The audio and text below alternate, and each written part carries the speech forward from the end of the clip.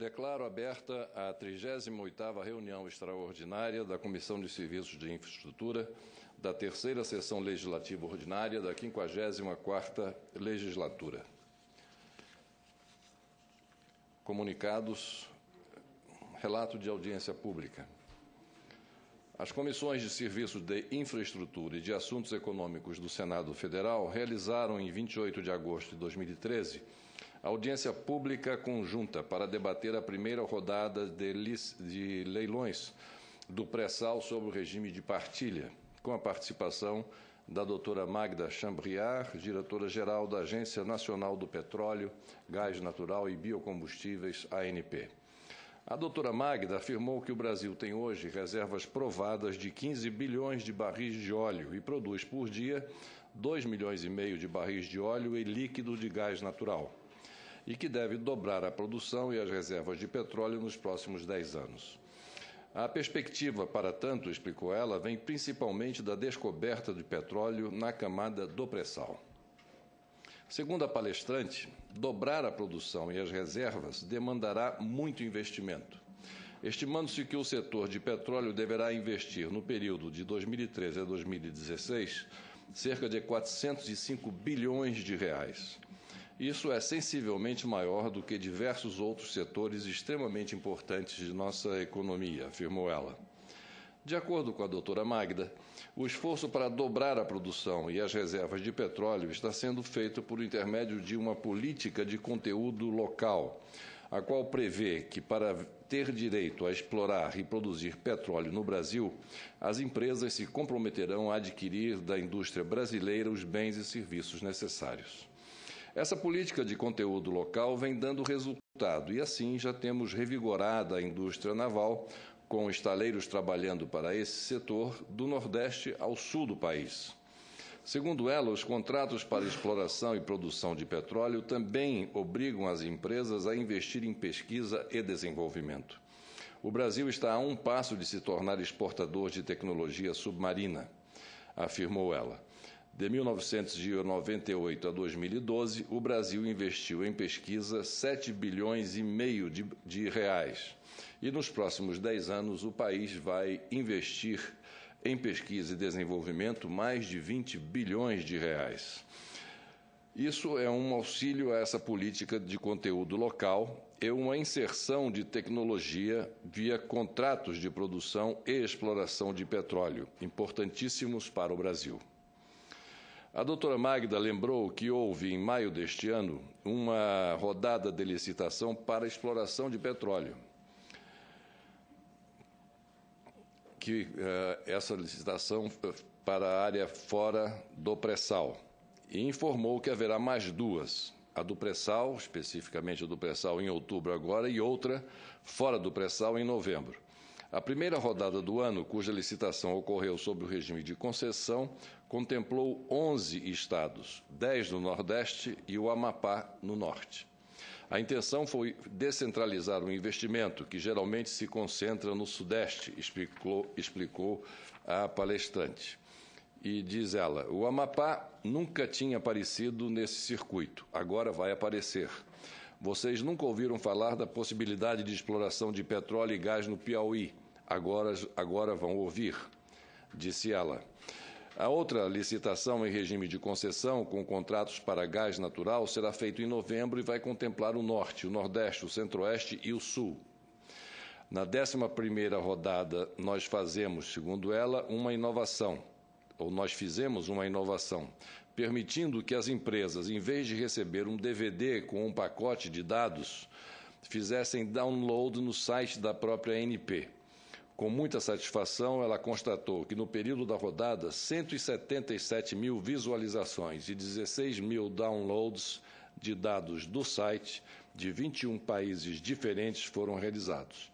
Obviamente, o país que mais acessou os sites foi o Brasil, seguido dos Estados Unidos, da China, do Japão, do Reino Unido e do Canadá.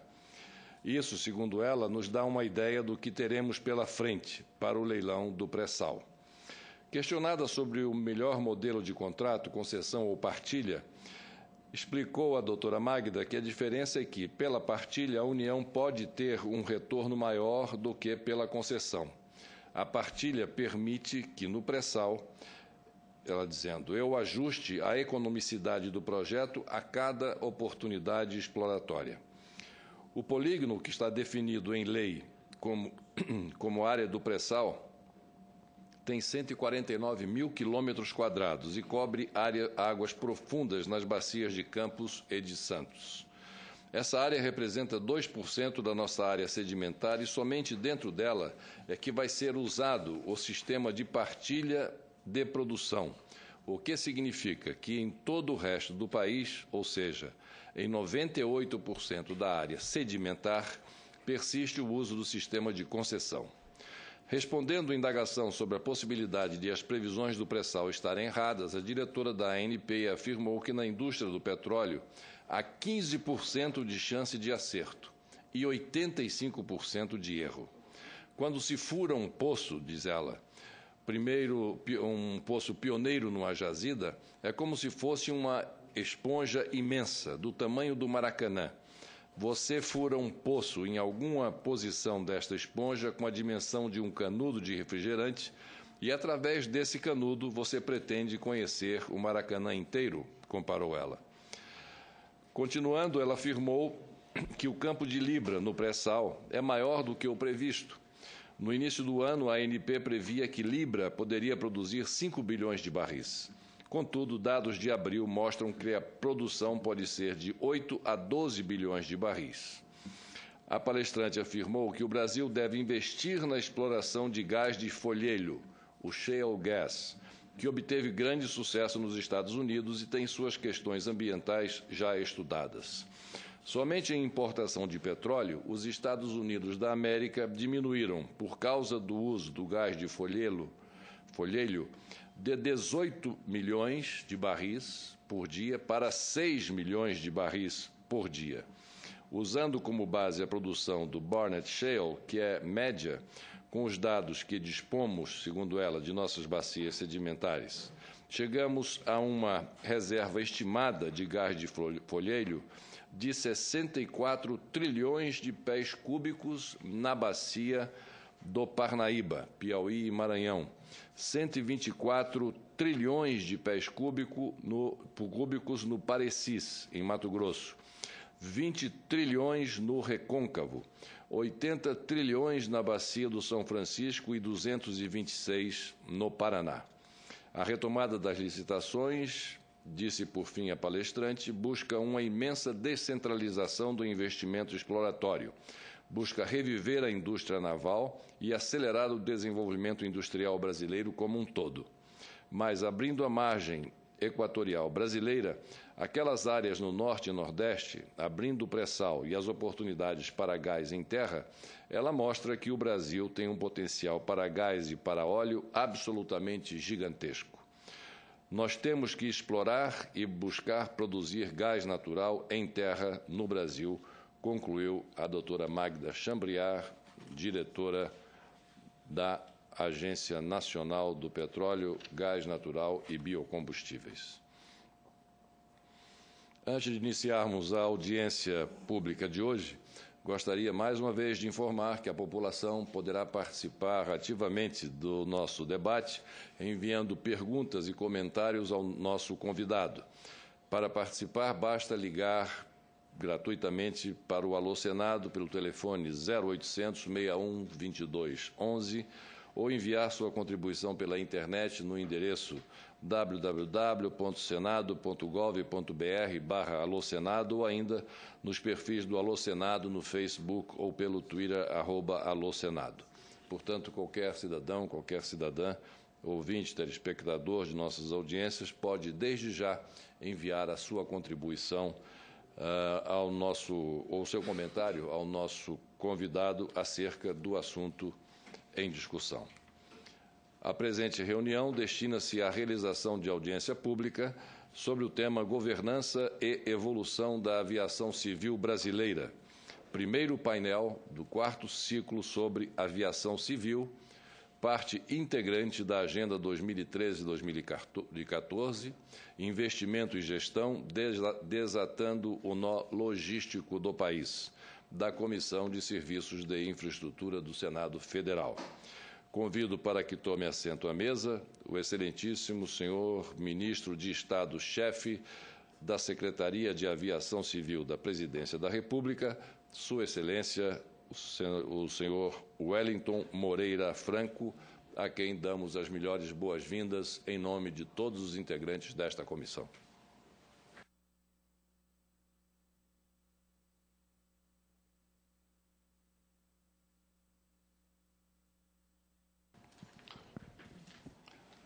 Senhor ministro, gostaríamos mais uma vez de agradecer a sua presença nesta audiência pública que a Comissão de Serviços de Infraestrutura promove, esta feita sobre a questão da aviação civil.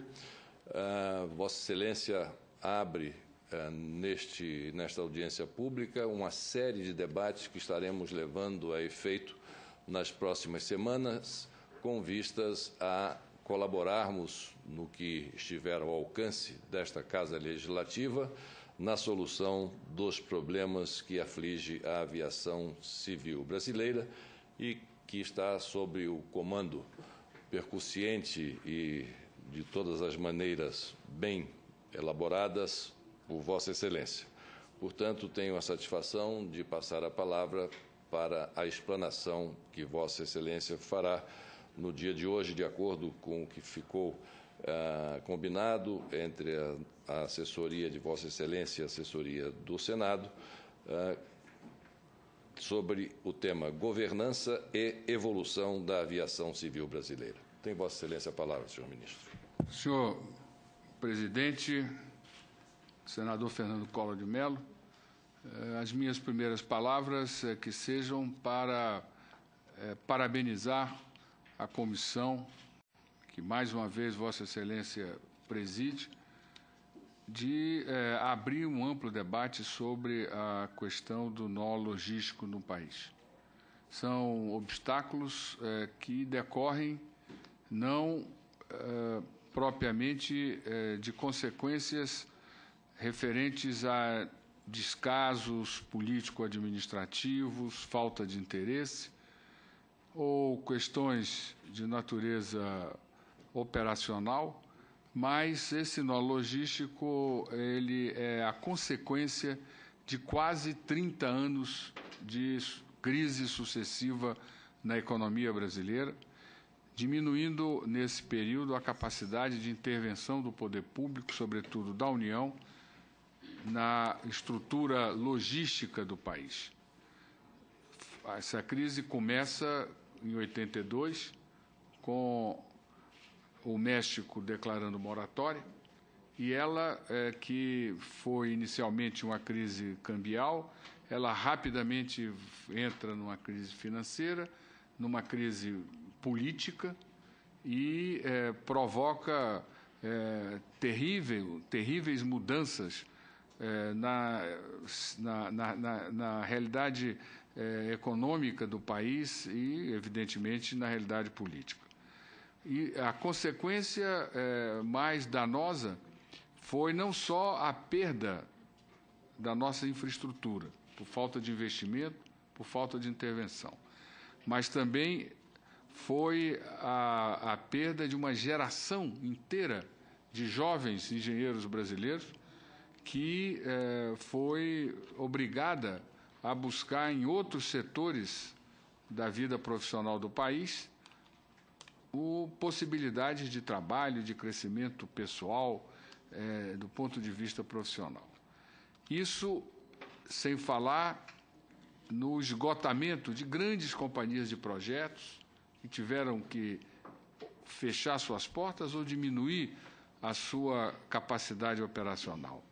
As empreiteiras que não foram buscar em outras atividades na vida econômica alternativas de sobrevivência tiveram que fechar suas portas.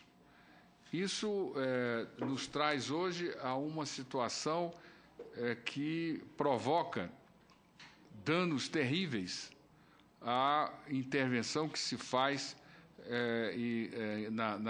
no amplo espectro da infraestrutura brasileira, porque perdemos uma geração inteira de engenheiros que hoje não transmite a experiência, o conhecimento obtido no próprio exercício da sua atividade profissional às novas gerações. O quadro é que temos engenheiros com mais idade, com mais experiência, e engenheiros muito novos que estão sendo obrigados as empresas a treiná-los. Vão, em muitos casos, à própria universidade, procura os melhores alunos e começa, desde agora, a treiná-los. É como se tivéssemos construindo um edifício a partir da sua própria base. Isso gera, como consequência, a fragilidade das empresas de projeto, das empresas de engenharia, a executarem as suas atividades. Muitas das obras que estão sendo desenvolvidas pela Infraero, elas atrasam, basicamente, em virtude da fragilidade dos projetos apresentados. Os técnicos da Infraero não se veem em condições de aprovar esses projetos. E Vossa Excelência sabe, por experiência de prefeito, governador e presidente da República, que é muito mais difícil se uma intervenção de obra de imóvel de próprio já construído do que as intervenções que levantam, que começam, que constroem do zero, pela complexidade que as reformas colocam. As intervenções que a Infraero faz na estrutura aeroportuária brasileira, na realidade, são intervenções, na sua quase totalidade, de ampliação, de reformas de uma infraestrutura que já existe. E os projetos precisam ter um grau de detalhamento, de sofisticação, que, infelizmente, as empresas não conseguem dar. Ao mesmo tempo, por força desses anos todos sem capacidade de investimento, o poder público brasileiro criou uma superestrutura de fiscalização e controle. Creio que poucos países no mundo têm uma quantidade tão grande de órgãos de controle como a que nós temos hoje no Brasil. E esses órgãos de controle, eles exercem, evidentemente, um papel muito importante para dar luz, para dar transparência à atividade. Mas é fundamental que nós entendamos que, dentre os 5 princípios que a Constituição brasileira define para a administração pública, existem 2 que as ruas, em junho, exigiram de maneira clara, peremptória: o princípio da moralidade e o princípio da eficiência.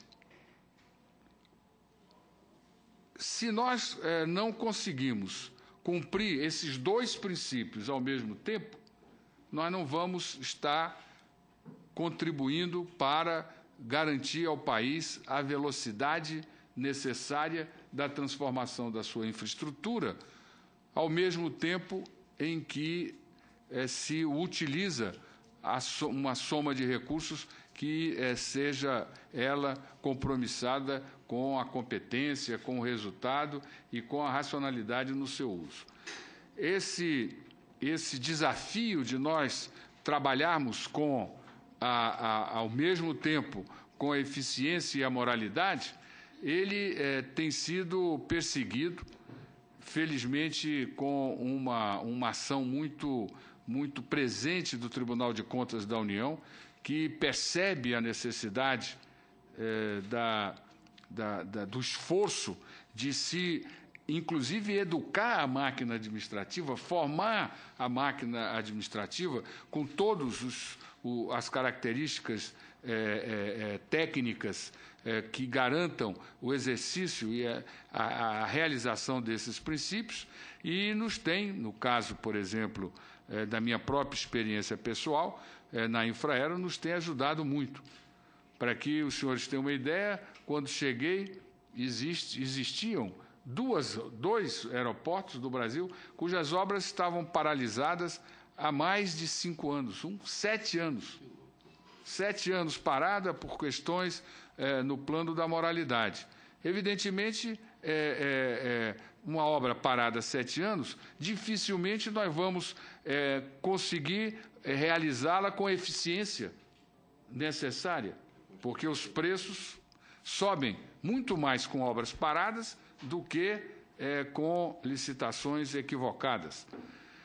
Mas, felizmente, com a presença, com a ajuda do Tribunal de Contas, nós já resolvemos uma, que é a obra do aeroporto de Goiânia, que nos próximos 15 dias, no máximo, estarei em Goiânia para dar início, para assinar a ordem de serviço de início da obra, e, da mesma maneira, com a participação, com a ajuda do Tribunal de Contas, e trabalhando conosco, trabalhando com a Infraero, trabalhando com o próprio consórcio, para que se possa começar um tempo novo no Brasil, que é a obra do aeroporto de Vitória. Eu digo isso porque só de 82, Vossa Excelência foi presidente da República e, melhor do que nós todos aqui, sabe do que significa o que eu vou dizer, mas só no segundo mandato do presidente Lula que efetivamente o poder público teve recursos para definir programas. Os anos todos, de 82 até o segundo mandato, foram anos em que nós tivemos que combater a hiperinflação, de resgatar a moeda, de buscar o equilíbrio fiscal, de criar uma superestrutura macroeconômica que nos garanta condições de dar tranquilidade, de dar serenidade e confiança e credibilidade à nossa atividade econômica. E, felizmente, hoje nós já temos recursos.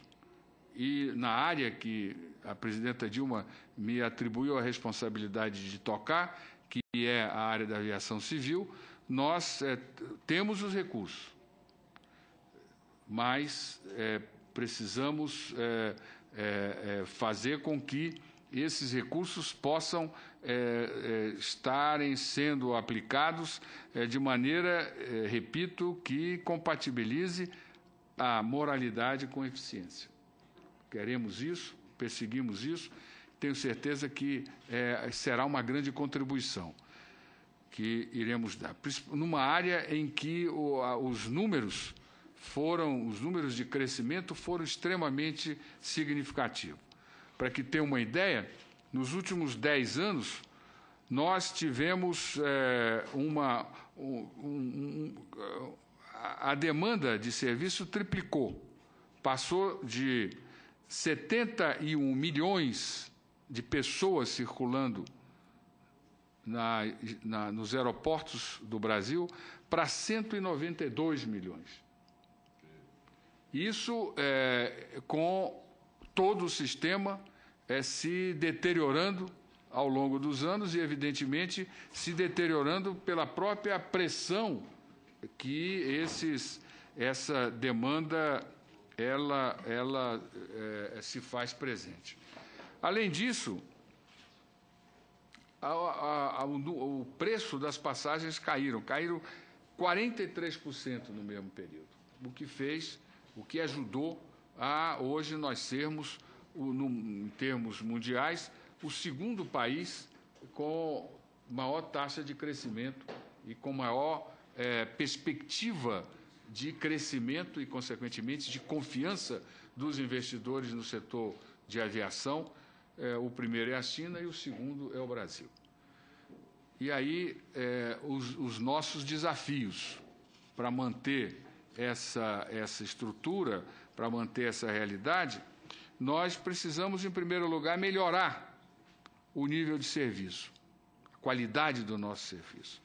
É um equívoco, acho eu, quando eu vejo o desafio ser colocado no sentido de garantir uma estrutura aeroportuária para não fazer feio nos eventos internacionais, tipo Copa do Mundo e as Olimpíadas. O nosso problema não reside nisso.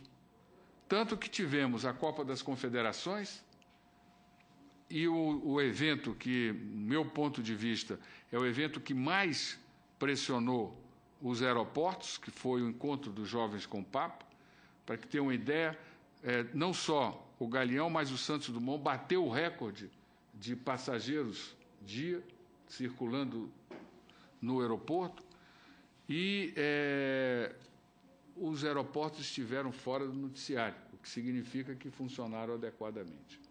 O nosso problema não será na Copa do Mundo e tampouco nas Olimpíadas. O nosso problema, o nosso desafio é garantir no dia a dia uma operação que não só mude a eficiência dela, como garanta um ambiente cultural diferente para o passageiro. É indispensável, é fundamental que o passageiro seja tratado como cliente, coisa que não é. O nível de informação, o nível de conforto, o nível de mobilidade, o nível de sinalização ainda é extremamente precário. Se nós levarmos em consideração que um número significativo das pessoas que utilizam o sistema aéreo brasileiro, ele é formado de pessoas que andam de avião pela primeira vez, os senhores podem ter ideia do que significa de sacrifício, de insegurança para as pessoas quando são obrigadas a irem ao aeroporto para pegar um avião pela primeira vez, sem ter as informações, sem ter o acompanhamento, sem ter a estrutura necessária para que esse serviço lhe seja dado de maneira adequada. Essa mudança de qualidade de serviço, de nível de serviço, é o desafio que nós estamos enfrentando nos planos que estão sendo executados. O segundo é adequar a nossa estrutura aeroportuária ao crescimento da demanda. A meta para 2020 é estarmos transportando 200 milhões de passageiros ano. 200 milhões de passageiros ano exige uma operação aeroportuária extremamente sofisticada. Além disso, nós precisamos ampliar a cobertura geográfica e garantir a todos os brasileiros o acesso aos serviços deste modal. Os senhores sabem que, da mesma maneira que no passado um porto, uma rodoviária significava, uma estação ferroviária significava momentos de crescimento, de progresso, de ampliação das possibilidades de negócios para uma cidade, hoje é o aeroporto. O aeroporto ele tem a sua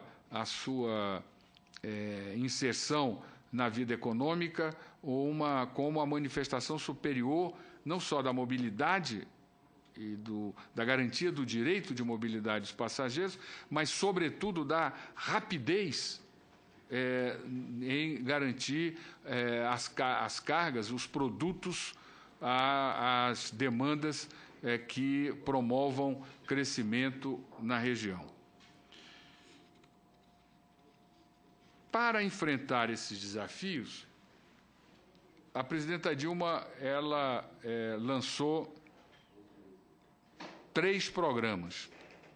O primeiro, rompendo com um debate ideológico que vinha desde a década de 90, que é a questão da privatização e da não privatização.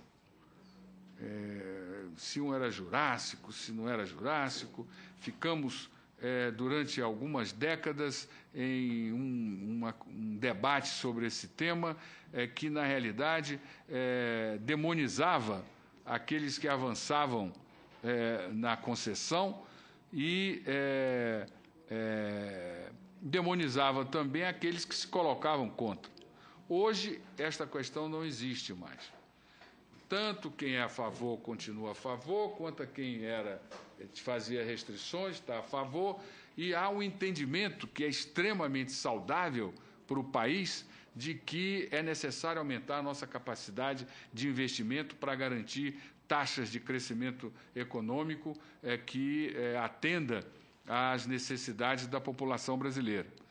E esse aumento de investimento ele não poderá se dar exclusivamente com capital público. É necessário que nós mobilizemos o capital privado para juntos, o investimento público e o investimento privado, contribua para aumentar o nosso percentual de investimento em relação ao PIB, que ainda é muito, muito baixo.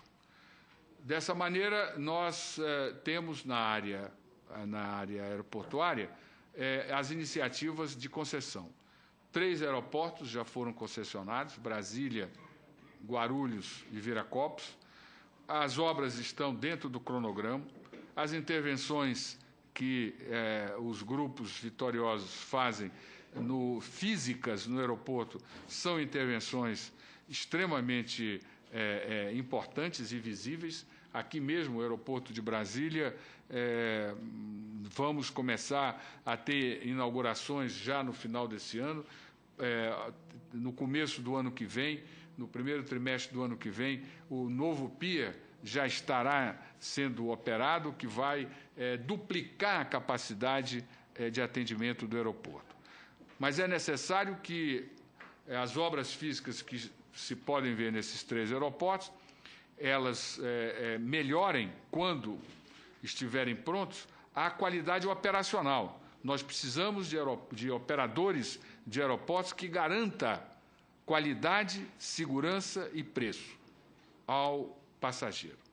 Nós precisamos entender que o dia a dia dentro de um aeroporto é, na realidade, uma grande conversa, uma grande interação entre softwares extremamente sofisticados. Hoje, certamente, uma das áreas em que mais absorve tecnologia para manter o padrão e a qualidade do serviço é a área aeroportuária. O andar de avião não é mais um privilégio de rico, não só no Brasil, como no mundo inteiro. E as pessoas estão viajando muito mais. Além disso, cada vez mais, o passageiro se transforma em commodities. Os aviões estão assumindo um papel importante no transporte de cargas. E a tendência é crescer de maneira importante esse papel. E isso eu já estou sentindo ocorrendo no Brasil. Muitos dos prefeitos que vêm solicitar intervenções nos aeroportos, nos 270 aeroportos que estão dentro do programa de aviação regional, eles querem não só a melhoria do aeroporto para o passageiro, mas pedem que as pistas sejam preparadas para que possa a sua cidade ser um importante centro de cargas para a região. Isso é uma mudança de qualidade, porque vai interiorizar o crescimento econômico e a transformação da economia brasileira. Além desses 3 aeroportos, está já em fase adiantada de construção o aeroporto de São Gonçalo do Amarante, no Rio Grande do Norte. E o problema que temos lá em São Gonçalo do Amarante, curiosamente, não diz respeito às obras do aeroporto que estão andando dentro do cronograma. Será o maior aeroporto de carga do Nordeste. Dentro do sistema que se montou para a execução desse aeroporto, as obras viárias ficaram com financiamentos do BNDES a cargo do governo estadual. E até agora o aeroporto está já numa fase avançada, com previsão de inauguração no prazo. O governo do Estado ainda não conseguiu iniciar as obras de acesso. Eu até já brincando falei com a governadora, com os secretários, que este mico eu não vou acolher no meu colo, porque é uma coisa terrível você ter um aeroporto do tamanho de São Gonçalo do Amarante, que será, como já disse, o maior aeroporto de carga do Nordeste, o aeroporto inaugurado sem a estrada, sem o acesso, está devidamente preparado, não só para atender ao passageiro, mas também para cumprir a função precípua dele, que é ser um aeroporto de carga. Então, estamos já procurando, junto com a concessionária que ganhou esse aeroporto, estamos procurando encontrar uma solução para que não se passe por esse constrangimento de estar o aeroporto pronto e os acessos não estarem prontos. Vamos fazer, ao longo do mês de outubro, a concessão dos aeroportos do Galeão e de Confins, sendo que o governo de Minas Gerais montou para o aeroporto de Confins uma metodologia de utilização do aeroporto, que é o que eles chamam de aeroporto indústria. Em torno do aeroporto, querem desenvolver um grande polo industrial no estado de Minas Gerais, o que será uma experiência nova e que esperamos que produza resultados positivos para que nós possamos, se isso ocorrer, utilizar em outras áreas do país.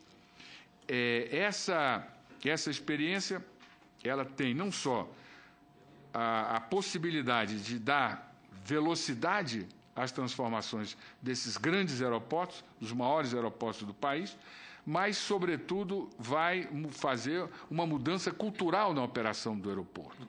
Tanto que, para esses 2 últimos aeroportos, nós estamos exigindo um nível de participação dos operadores que tenham, no mínimo, uma experiência com 35 milhões de passageiros ano e que eles participem como investidor do consórcio, para que haja um comprometimento com o próprio negócio, para que eles tenham condições de fazer uma boa operação. A operação e a mudança nessa cultura, ela vai influir certamente na cultura da Infraero, que até então nós vivemos um ambiente monopolista em que as mudanças de avanços tecnológicos e operacionais não eram tão essenciais porque não havia competição, não havia concorrência, só tinha aquele serviço.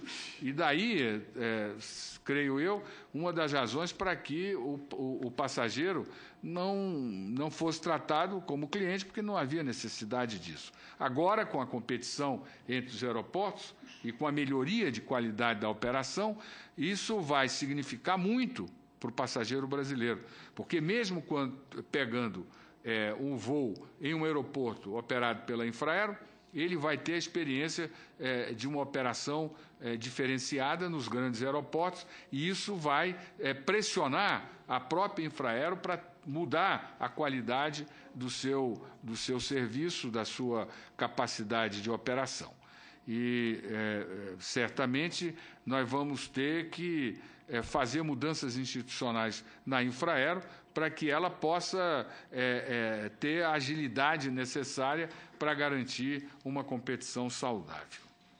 Além dessa experiência, nós temos o Programa de Aviação Regional. O Programa de Aviação Regional são 270 aeroportos, em um total de mais de 700 aeroportos que tem no Brasil. É a primeira etapa desse programa. O objetivo desse programa é interiorizar a aviação, dando condições para que nós possamos garantir a todo brasileiro a possibilidade de resolver o seu direito de ir e vir da maneira mais rápida possível, com a maior qualidade tecnológica e preço, e, ao mesmo tempo, estimular o crescimento econômico das áreas do interior. Existem regiões como a Amazônia que a questão da aviação é uma questão de primeira necessidade. As distâncias são longas e dificilmente se pode atender uma necessidade de saúde, por exemplo, com um sistema tradicional de transporte. Nós precisamos da aviação para garantir rapidez, para garantir eficiência e para agilizar a prestação de serviço às diversas comunidades que estão na Amazônia.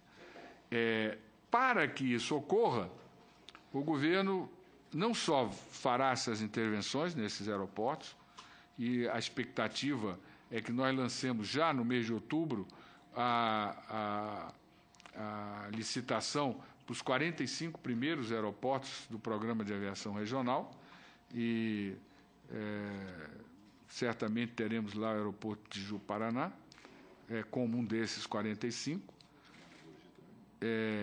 Maragogi, eu não sei.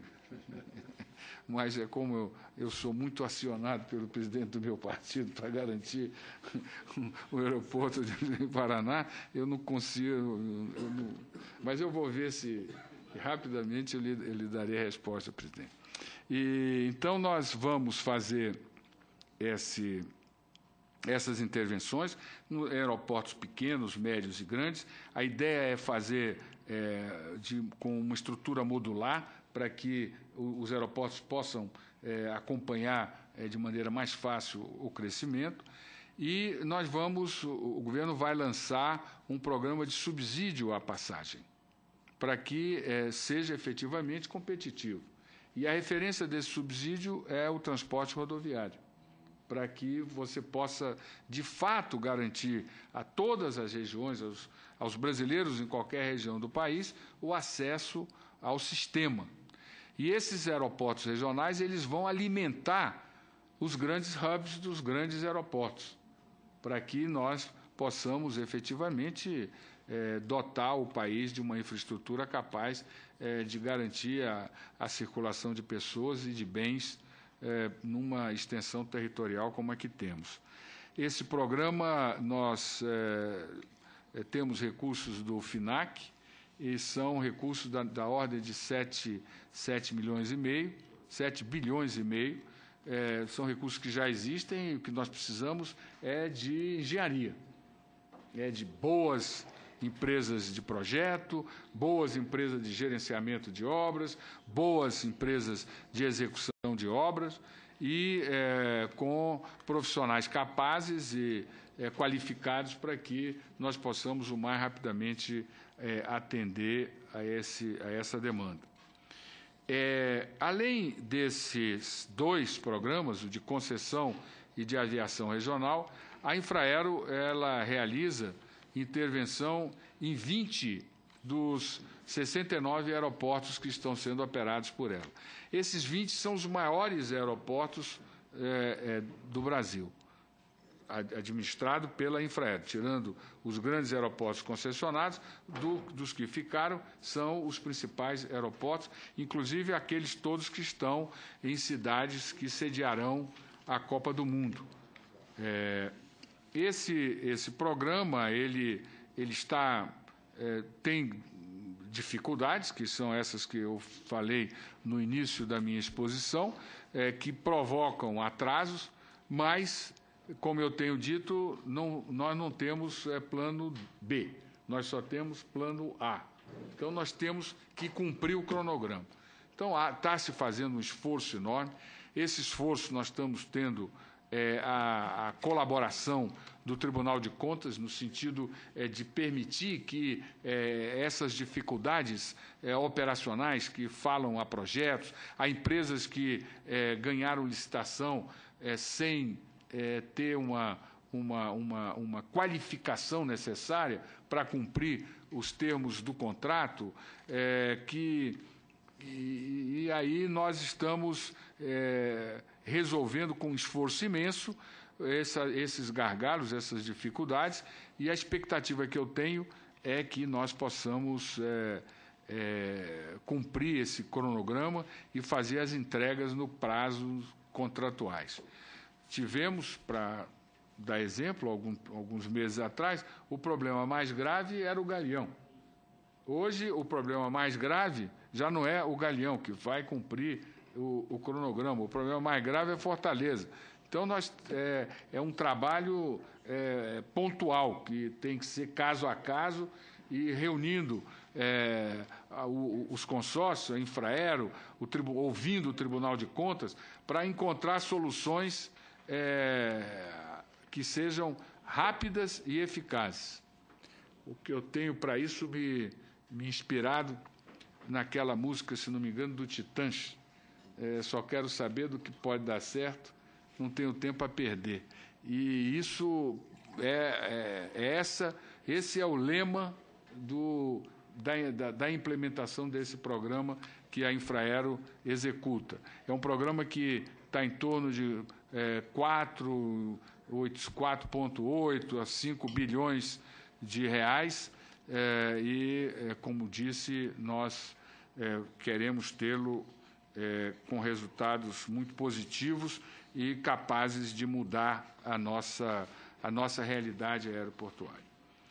Bem, presidente, essas intervenções, eu não tenho dúvida que cumpre o desafio que a própria comissão, com sensibilidade, se coloca, que é a superação dos gargalos. Agora, como a comissão se propõe a ouvir sugestões, e eu queria também aqui deixar algumas sugestões, porque acho que no estágio que nós estamos no Brasil, nós precisamos colocar luz no debate, nos problemas. Nós temos, o povo, a inteligência brasileira, uma certa vocação ao exagero verbal. Usamos palavras que são sempre palavras de grande carga emocional e com uma facilidade imensa, como caos. Qualquer problema é caos. Eu me lembro quando fui governador, tinha uma manchete, houve uma enchente grande, aí teve uma manchete do Jornal do Brasil, que na época era um grande jornal, de grande influência, a manchete era quase a página inteira, é o caos. Essa era a manchete do jornal. E eu estava com o meu assessor de imprensa, de comunicação, o Ricardo Boechat, o jornalista Ricardo Boechat, às 7 horas da manhã, lendo o jornal no Palácio do Governo, e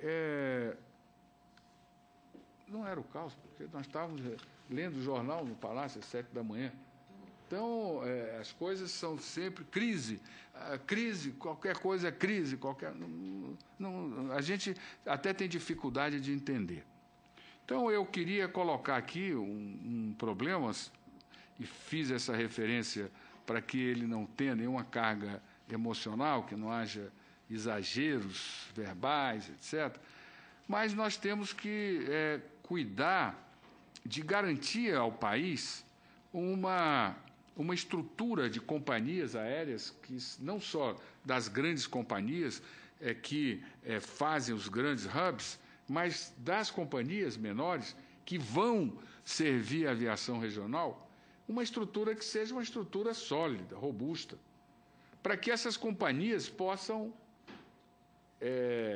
cumprir com sua função social, com sua função econômica.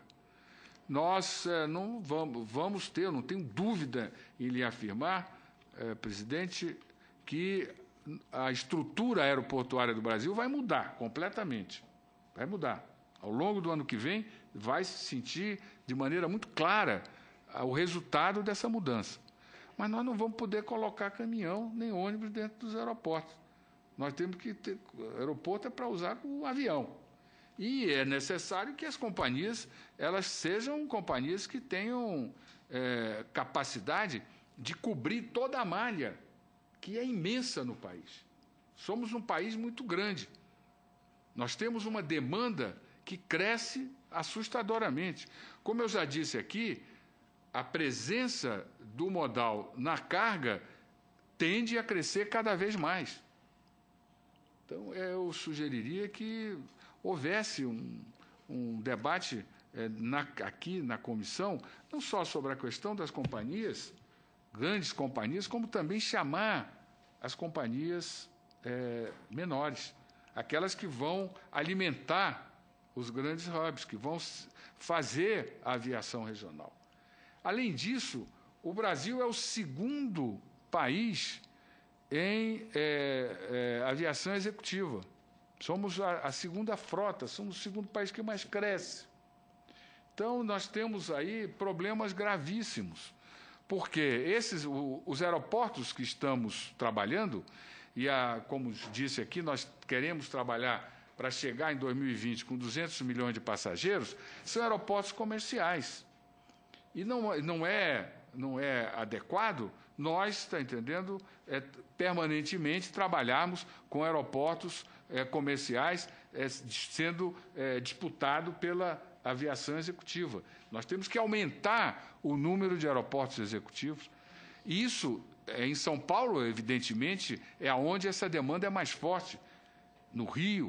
Mas não é só São Paulo, Rio.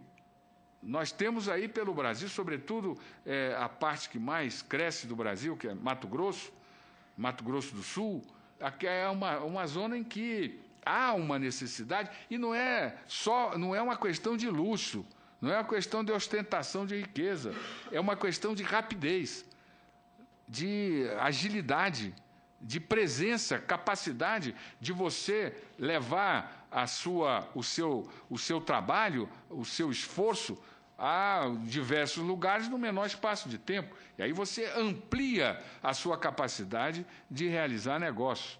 Já autorizamos 2 aeroportos executivos em São Paulo, mas não é suficiente. Não é suficiente. Nós temos que, e acho que o local adequado é essa comissão, discutir a questão da participação do capital estrangeiro nas empresas. Hoje, nada mais, para usar a expressão antiga, jurássico, do que você achar que vai discutir gestão e governança em uma empresa pelo percentual de participação de capital. Não existe mais isso, o mercado já tornou isso velho, acabado. São acordos de acionista, são ações qualificadas. Isso é que define gestão e governança. Há uma diferença entre as pessoas que querem fazer seus investimentos e as pessoas que fazem que querem assumir gestão. São coisas distintas. Coisas distintas. Em diversos setores da economia brasileira, nós temos a presença do capital estrangeiro. Telecomunicações, por exemplo. É muito mais estratégico, sensível, não é isso? Então, eu creio que esse é um ponto que tem que ser debatido, tem que ser discutido, tem que ser aprofundado. Além disso, eu creio também que é necessário que nós tenhamos a possibilidade de rediscutir o Código Brasileiro de Aeronáutica. É um código antigo, ele já não atende às necessidades, ele não fala mais com a nossa realidade, ele é fruto de uma experiência muito do passado, mas muito do passado. Ele está em tramitação na Câmara dos Deputados já há muito tempo. Para que se tenha uma ideia, pelo menos 4 relatores já passaram por esse código. E isso tem sido uma grande dificuldade, porque gera insegurança jurídica, gera atraso, gera dificuldades absolutamente desnecessárias. Então, eu creio que a comissão do Senado, ela pode dar, a comissão que Vossa Excelência preside, ela certamente poderá dar, nesta área, uma contribuição enorme, enfrentando questões dessa natureza. Eu concluo dizendo que o setor de aviação civil, há 3 anos, ele vem passando por uma mudança profunda. E as pessoas até talvez não percebam, não acompanhem esse movimento e já não dão tanta importância à profundidade dessa mudança. Até 3 anos atrás, a aviação civil ela era liderada, comandada, organizada pelas forças militares. Era aeronáutica, toda ela era militar. Hoje, ela está há uma distinção entre a aviação militar e a aviação civil. As Forças Armadas, a Aeronáutica, ela cuida da aviação militar e ainda cuida do espaço aéreo. E digo ainda cuida porque a tendência no tempo é cuidar da segurança do espaço aéreo, mas a operação civil do espaço aéreo é cada vez mais ser colocada para o mundo civil. Mas, tirando a aviação militar, os aeroportos militares, por consequência, e o espaço aéreo, todo o comando do setor hoje é civil. Então, são 3 anos que está se criando a cultura, a informação, a qualificação de pessoas com experiência, com conhecimento. É claro que isso aí, quando com uma fragilidade institucional decorrente da pouca experiência, da pouca vivência, ela ainda existe. Mas os ganhos que essa mudança tem provocado, eu tenho certeza que vão colaborar para que nós tenhamos, ao longo do tempo, não só uma gestão da nossa segurança militar muito mais objetiva, muito mais focada, muito mais direcionada, com mais capacidade de incorporar os avanços tecnológicos que o setor de segurança no mundo todo sofre, porque a ponta das transformações tecnológicas está no setor de defesa, como também nós vamos ter condições de garantir uma infraestrutura aeroportuária e uma administração da aviação civil, nas suas diversas facetas, muito mais aberta, muito mais competitiva, com compromissos com valores da meritocracia, da concorrência, da busca permanente para garantir ao passageiro brasileiro, ao cidadão brasileiro, alguns princípios essenciais que para qualquer atividade, que é qualidade, segurança e preço. Muito obrigado. Muito obrigado, a Sua Excelência, o senhor ministro Moreira Franco, ministro de Estado, chefe da Secretaria de Aviação Civil da Presidência da República, pela sua explanação, abrindo o ciclo de debate que a Comissão de Serviços e Infraestrutura realizará sobre aviação civil. Quero dizer a Vossa Excelência, ministro Moreira Franco, que nós iremos incorporar as sugestões que Vossa Excelência acaba de fazer no nosso temário para as nossas próximas audiências públicas. Agradecemos essa grande colaboração que Vossa Excelência também nos traz com essa sugestão de temas a serem tratados no âmbito da nossa Comissão de Serviços de Infraestrutura. Antes de passar a palavra à Sua Excelência, o senador Waldir Raupp, que é o primeiro inscrito para o debate na noite de hoje, eu me permitiria fazer uma pergunta que nos chega à mesa. A pergunta é a seguinte, senhor ministro. Se queremos incluir novos passageiros nos aeroportos, a chamada nova classe média, seria importante uma relação melhor entre o aeroporto e o transporte público das cidades. 2 corridas de táxi para aeroportos distantes, por exemplo, João Pessoa, podem representar um acréscimo de 50% no valor da viagem. O que tem sido feito para termos mais linhas de ônibus para acessar os aeroportos? A Infraero poderia fornecer acesso ao centro das cidades, onde as prefeituras não têm interesse em atender a população? E, mais uma vez, gostaria de anunciar a todos aqueles que nos assistem que podem participar do nosso debate por intermédio do Alô Senado, telefone 0800 61 2211, ou enviar também a sua contribuição pela internet no endereço www.senado.gov.br/Alô Senado, ou ainda nos perfis do Alô Senado, no Facebook ou pelo Twitter, @Alô Senado. Esta é a pergunta que nos chega, senhor ministro. Em seguida, passaremos a palavra à Sua Excelência, o senador Waldir Raupp. Senhor presidente, senador presidente Fernando Collor de Mello, senhor ministro Moreira Franco, senhoras e senhores senadores, senhoras e senhores telespectadores da TV Senado e ouvintes da Rádio Senado.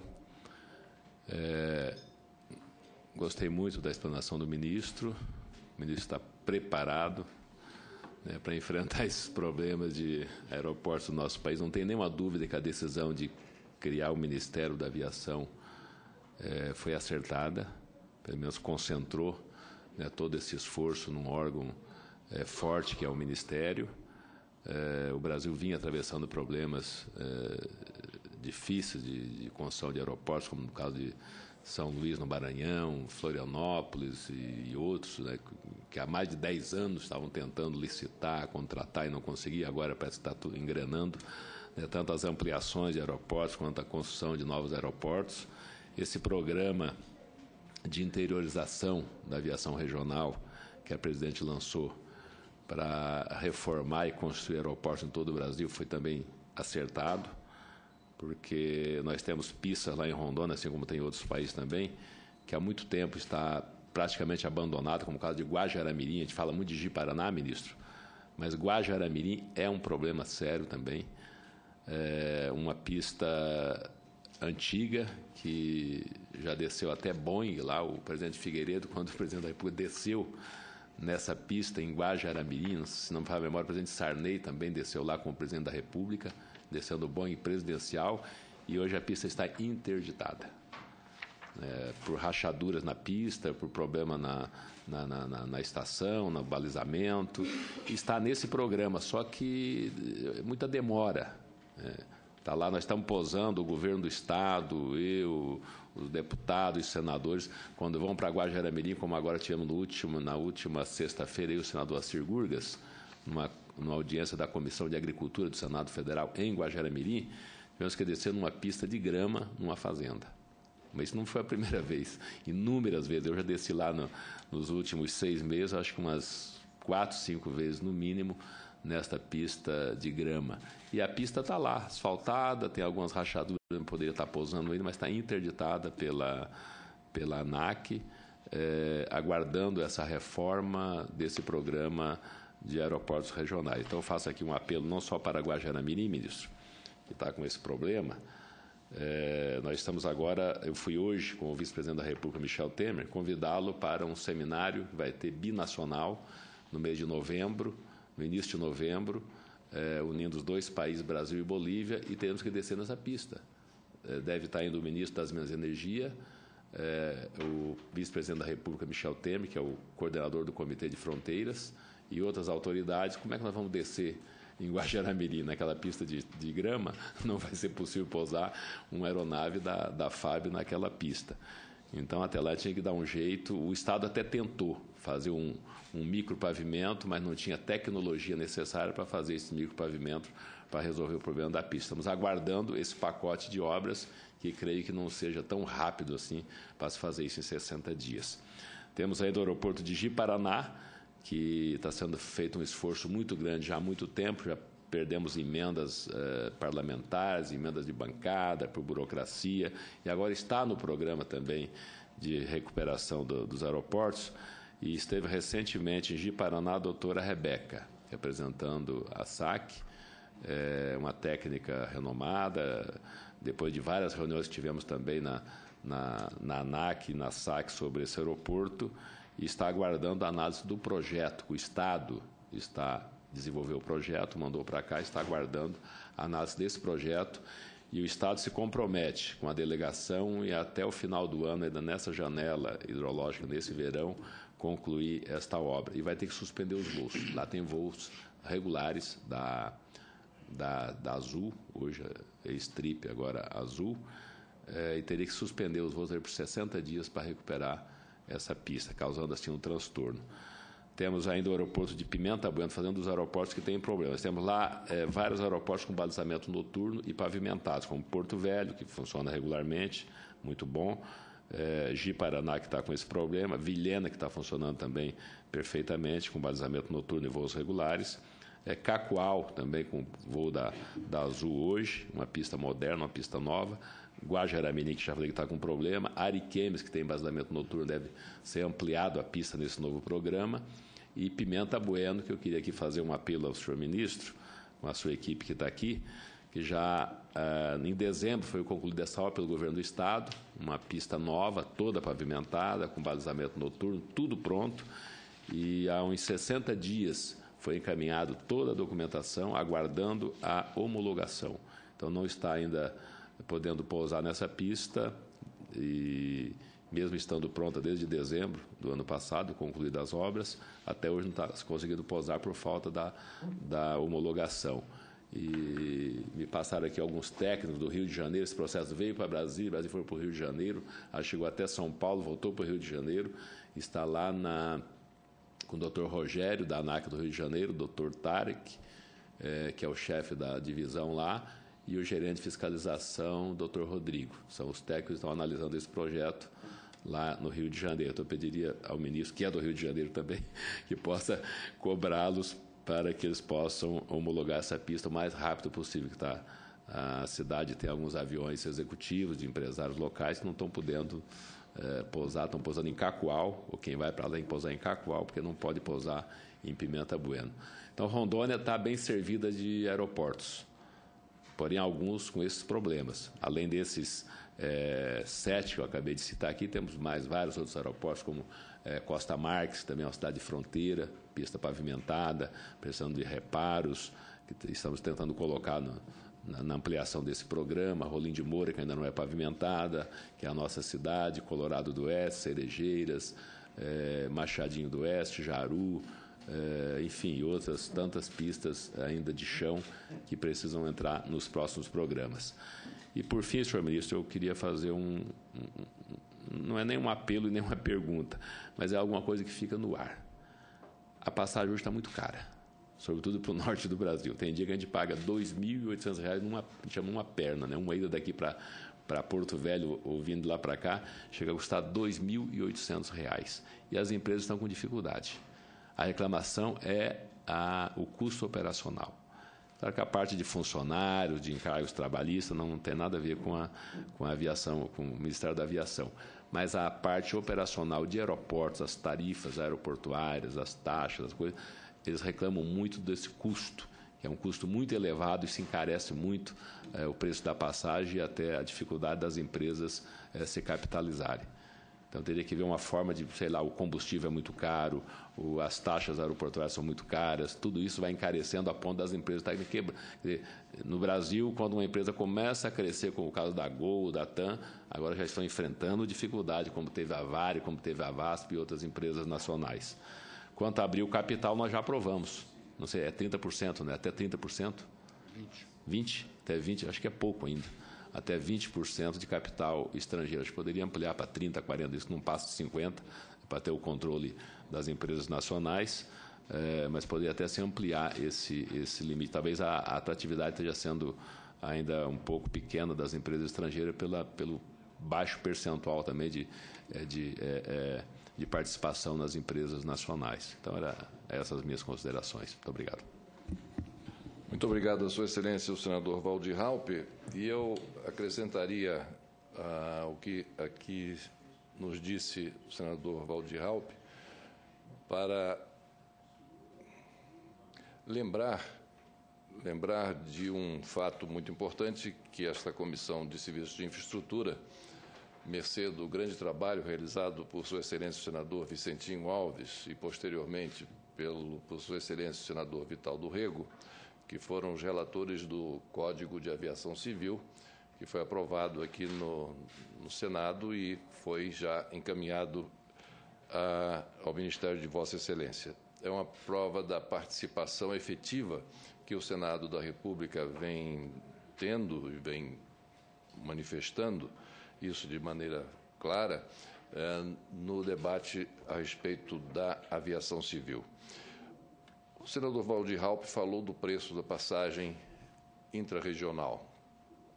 E a mesma coisa acontece em relação ao trajeto para o meu estado, por exemplo, Alagoas, que no momento em que nós tenhamos que viajar de uma forma inesperada e não adquirimos a passagem com antecedência maior, o custo dessa passagem é de R$ 2.200.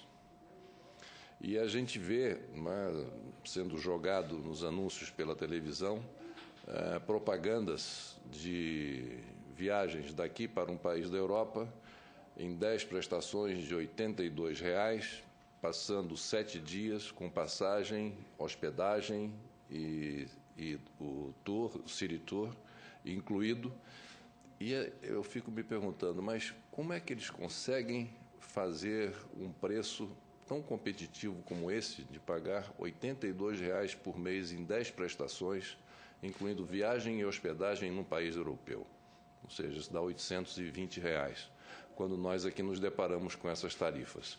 E apesar disso, dessas tarifas, as companhias aéreas, como disse o senador Waldir Raupp, e o ministro vem agora, pelo que nós temos acompanhado, se batendo no sentido de resolver essa questão, nós vemos as nossas companhias, sobretudo as duas que fazem esse duopólio, a Gol e a TAM, vivenciando problemas sérios, né? A cada mês, nova onda de demissões e redução do número de voos, enfim, e tudo isso no momento em que há uma demanda crescente pelo transporte por avião. E também deixando uma lembrança à Sua Excelência, senhor ministro Moreira Franco, que nós em Alagoas estamos com inveja do senador Waldir Raupp, que nos coloca que em Rondônia já existem 7 aeroportos. Nós temos um bom aeroporto em Alagoas, um bom aeroporto, que é o aeroporto de Maceió, mas estamos também na fila pleiteando 2 importantes aeroportos para o desenvolvimento regional, um na cidade de Arapiraca, que é o 2º maior município do estado de Alagoas e que geograficamente fica localizado numa posição estratégica, porque é no centro do estado, e também o aeroporto de Maragogi, que é um polo turístico de muita importância e que tem uma demanda muito acentuada, sobretudo daqueles que vêm do sul do país e que querem desfrutar das belezas naturais que a região de Maragogi, em Alagoas, oferece. De modo que seriam essas considerações que eu gostaria de poder aditar aquilo que já foi colocado por Sua Excelência, senador Waldir Raupp, e passo a palavra a Sua Excelência, o ministro Moreira Franco. Senhor presidente, para quem, como nós, fazemos vida política, vida pública, não tem nada mais agradável, nada mais reconfortante, nada mais positivo e que melhora, aumenta a nossa autoestima, do que nós participarmos de uma reunião, sem ser combinado, de um pleito, uma sugestão, e o homem público poder dizer que está aceita, vai ser aceito, vai ser feito. No programa de aviação regional, os 2 aeroportos de Alagoas, exatamente Maragogi e Arapiraca, são os aeroportos que terão intervenção para que nós possamos dotar o seu estado das condições adequadas. Muito obrigado, ministro. Bem, então, já com esse... Eu queria responder as 2 perguntas que me foram feitas. A primeira, eu acho que é um avanço para o Brasil se nós conseguirmos fazer com que os diversos níveis da administração pública, que têm funções legais, constitucionais definidas, eles cumpram com eficiência as suas atividades. A Infraero, ela tem que cuidar de aeroporto, ela tem que fazer uma operação aeroportuária competente. Ela não vai nunca ter condições de enfrentar o problema da mobilidade. A mobilidade é um problema do governo estadual, do governo municipal, sobretudo do governo municipal. Mas, pelo tamanho do desafio, pelo crescimento aceleradíssimo das cidades brasileiras, passa a ser não só municipal, estadual e até mesmo federal. O governo federal tem programas muito fortes, muito intensos de garantir a mobilidade nas áreas urbanas. Eu concordo que, de fato, é muito precária. A própria cidade do Rio de Janeiro está fazendo agora um transporte rápido sobre trilho para colocar o galeão mais próximo da cidade, e eu creio que o atraso que temos em obras de transporte de massa no Brasil faz com que nós tenhamos esse tipo de problema. Acho que essa questão tem que ser enfrentada com muita rapidez, porque eu estou solicitando aos governos estaduais que comecem a fazer o planejamento dos seus aeroportos, porque nas capitais, quase todos os aeroportos, eles já estão cercados por área urbana, o que vai impedir a ampliação desses aeroportos. E a tendência é que nós tenhamos equipamentos maiores. Então, nós precisamos de pistas maiores, precisamos de infraestrutura mais robusta, mais sólida. Então, eu estou solicitando aos governos estaduais que cuidem de uma definição nas áreas metropolitanas das cidades, nas capitais sobretudo, para já definir desde agora um sítio para colocar um futuro aeroporto. Porque se vai a Porto Alegre, esse problema existe, se vai a São Paulo, tem Congonhas, se vai a Teresina, está lá o problema do aeroporto de Teresina, e assim você vai em todos os lugares, todas as capitais, com os aeroportos já cercados pelo crescimento da cidade. Em Vitória mesmo, vai ter que... a Prefeitura aprovou um imóvel que vai ter que derrubar 4 andares porque atrapalha os procedimentos de pouso e decolagem. Então, eu creio que essa é uma questão que os governos municipais e estaduais eles têm que enfrentar, têm que se debruçar, porque a tendência hoje, não é nem tendência, hoje a aviação já é um transporte de massa. Não é mais transporte nem coletivo, é transporte de massa. As quantidades que frequentam os aeroportos são quantidades que podem tranquilamente qualificar a aviação no Brasil como um transporte de massa. A outra pergunta que o senador Raupp coloca sobre o problema do preço das passagens. Existe uma política, quer dizer, o Brasil deu um grande avanço que ele não mais fica prefixando preços, nem tarifas. Então, a liberdade tarifária é uma conquista e deu resultados muito positivos. Existe uma política que não é só aqui, é no mundo todo. Se você compra se você se programa, você tem preços mais confortáveis do que quando você tem decisões tomadas de última hora. Agora, o que eu estou absolutamente convencido é que a estrutura tributária no Brasil, no que diz respeito ao combustível de aviação, ela é absolutamente marcada por uma visão colonialista. O que ocorre no Brasil hoje é que o presidente citou aqui o caso de um voo internacional para um voo interno. O que ocorre no Brasil hoje é transferência de riqueza para o exterior. Por quê? Porque você está em Guarulhos, tem um avião da TAM, que tem destino para Miami, e tem um avião da TAM, no Finger ao lado, que tem destino para Manaus. Aí você tem um caminhão de combustível, de querosene, com a mesma pessoa, o mesmo motorista, ele pega a bomba, coloca o combustível no avião da TAM, que vai para Miami, aí vira e coloca o mesmo combustível no mesmo caminhão, a mesma pessoa, o mesmo combustível no avião da TAM, que vai para Manaus. O avião que vai para Miami sai só com o preço do combustível.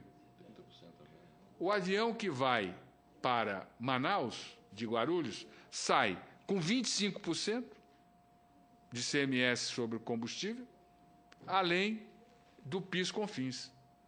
Então, esse é o problema. E o que ocorre? Por que agora foi que porque eu até pensava que era só companhia estrangeira, mas não é. É voo para o estrangeiro. Voo para o estrangeiro.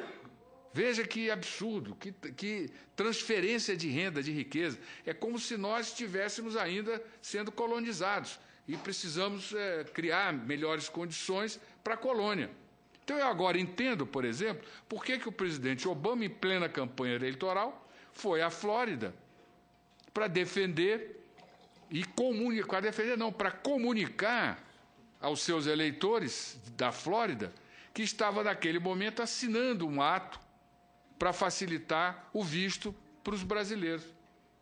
É pela quantidade de compras que o brasileiro faz, não só compras de bens, compras de imóveis, compras de tudo. E tudo isso é patrocinado em detrimento do turismo interno, do direito do passageiro, por força de uma política tributária altamente perversa com o mercado interno e com o cidadão brasileiro. Então, não é exagero eu dizer hoje que as pessoas da classe média baixa, elas estão indo para... É uma brincadeira, mas é uma brincadeira que tem razão de ser. Elas estão indo para Miami. Da classe média, no Brasil, estão indo para a Europa. E da classe alta está indo para o Nordeste, porque é mais caro você, está entendendo? Passar um fim de semana no Nordeste, em um hotel nas Alagoas, do que você ir para Miami, do que você ir para a Europa. Por força desse tipo de visão, por força desse tipo de concepção altamente predatória ao mercado interno e aos interesses do cidadão brasileiro. Então, isso é outro ponto que eu acho que deve ser debatido aqui. Não é possível que a gente consiga continuar convivendo com essa deformação agressiva aos interesses do país. Porque você pune o brasileiro, você pune o mercado interno e você transfere renda para o exterior. Bem, presidente, eu agradeço muito a oportunidade e esse desabafo. Ji-Paraná? Não, Ji-Paraná é o Guajará-Mirim. Guajará-Mirim. Olha, Esse em novembro vai ter lá um... Rapaz, você sabe que não é porque... É só um... mas Roraima já vai entrar agora, está entendendo? Com uma quantidade enorme. Vai entrar Ariquemes, vai entrar Ji-Paraná, vai entrar Pimenta Bueno, vai entrar Vilhena. E eu anotei o outro para que possa...